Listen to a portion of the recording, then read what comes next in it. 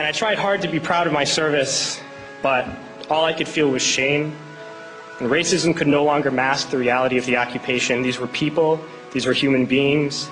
I've since been plagued by guilt anytime I see an elderly man, like the one who couldn't walk, who we rolled onto a stretcher and told the Iraqi police to take him away. I feel guilt anytime I see a mother with her children, like the one who cried hysterically and screamed that we are worse than Saddam as we forced her from her home. I feel guilt anytime I see a young girl, like the one I grabbed by the arm and dragged into the street.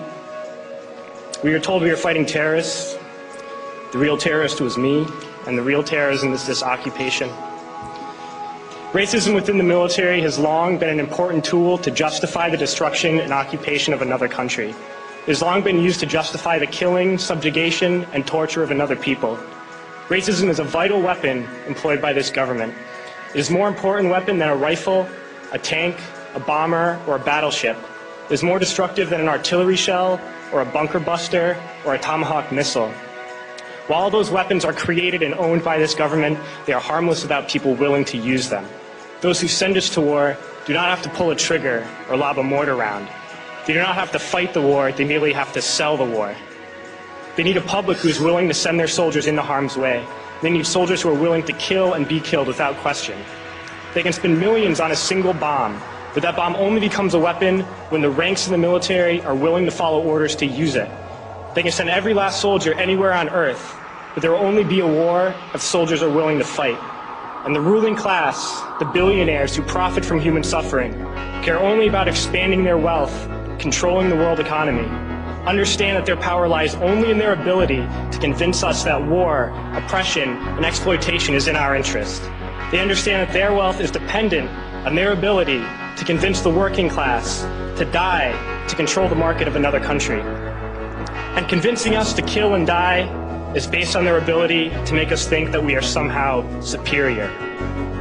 Soldiers, sailors, Marines, airmen have nothing to gain from this occupation.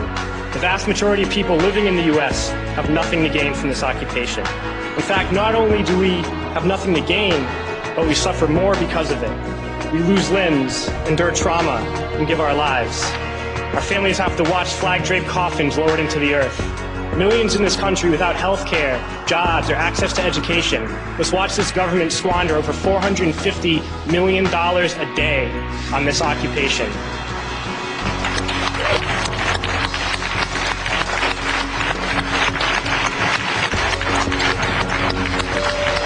Poor and working people in this country are sent to kill poor and working people in another country to make the rich richer.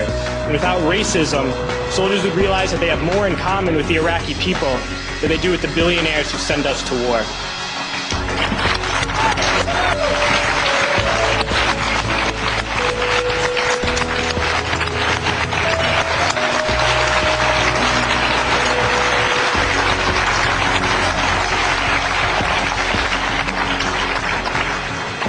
I threw families onto the street in Iraq, only to come home and find families thrown onto the street in this country, in this tragic and unnecessary foreclosure crisis. We need to wake up and realize that our real enemies are not in some distant land. They're not people whose names we don't know and cultures we don't understand. The enemy is people we know very well and people we can identify. The enemy is a system that wages war when it's profitable.